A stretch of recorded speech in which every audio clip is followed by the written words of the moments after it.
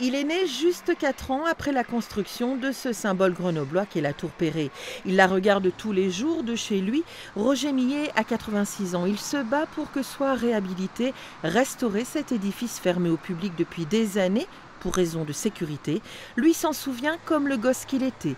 L'ascension, les vues imprenables sur Grenoble, le goût de l'aventure. Elle mérite d'être inscrite au monument historique de l'UNESCO, je crois, hein, c'est ça.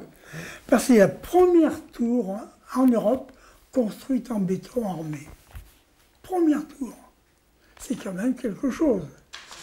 Il a écrit des dizaines de lettres. À chacun des maires, il avait des demandes et des idées.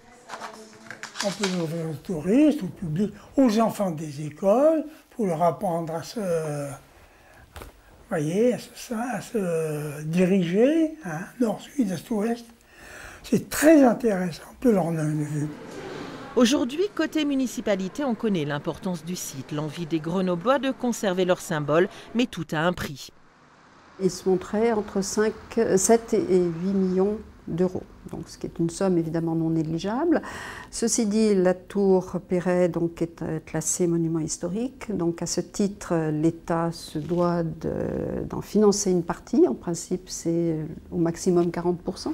Le reste devrait être pris en charge par le département et la ville, soit 3,5 millions d'euros pour Grenoble. Avec en tout cas une certitude, la tour ne sera jamais rasée.